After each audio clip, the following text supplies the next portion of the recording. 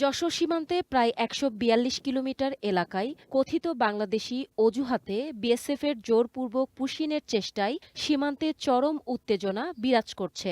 আতঙ্কে দিন কাটছে সীমান্ত ঘেঁষা গ্রামের বাসিন্দাদের। ইন্ডিয়ানরা অনেক অত্যাচার করে আমাদের পরে, কোনো কিছু হলেই আমাদের ঘাস কাটতে গেলে মানুষ ধরে নিয়ে গিয়ে মারে, গুলি করে, মাছ ধরতে গেলে মারে, ধান কাটতে দেয় না। রাত ভোর যে লাইট বন্ধ করে বিএসএফ যে পুশিং করছে, এটা বড় অন্যায়। বিজিবির কঠোর অবস্থান এবং স্থানীয়দের সহযোগিতায় প্রতিহত করা হচ্ছে ভারতীয় বাহিনীর অপচেষ্টা।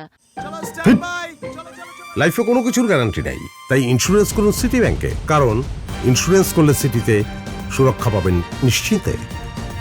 স্থানীয়রা বলছেন, আধুনিক অস্ত্র, পর্যাপ্ত জনবল, অবকাঠামো এবং উন্নত যোগাযোগ ব্যবস্থার সংকটে ভুগছে বিজিবি। এই সুযোগে সীমান্তে আধিপত্য বিস্তারের চেষ্টা করছে বিএসএফ। তারা উস্কানিমূলকভাবে বিএসএফ বাংলাদেশের সাথে ঝামেলা করে। আধুনিকভাবে আমাদের সীমান্ত রক্ষীদের সাজানো হয়, লোকবল বৃদ্ধি করা হয়, তাহলে পরে যত্রতত্র যখন তখন ভারতীয় সীমান্ত রক্ষীরা যা করছে সেইগুলো তারা করতে পারত না। বিজেপি যদি আরো সতর্ক হয় তাহলে সীমান্ত যে এক ধরনের চোরাচালানির প্রবণতা থাকে সেই প্রবণতাটা বন্ধ হবে, কিন্তু তাতে যে সীমান্ত হত্যা বন্ধ হয়ে যাবে এরকম মানে করা যায় না যতক্ষণ পর্যন্ত ভারত এই হত্যাটা বন্ধ না করছে।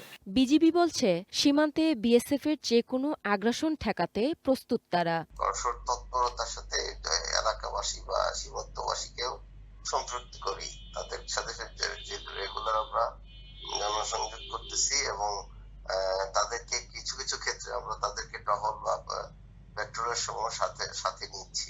সীমান্তে জোরপূর্বক কাউকে ঠেলে দেওয়া নয়, কূটনৈতিক আলোচনার মাধ্যমে এই সংকটের স্থায়ী সমাধান চান সীমান্তবাসী। One national desk.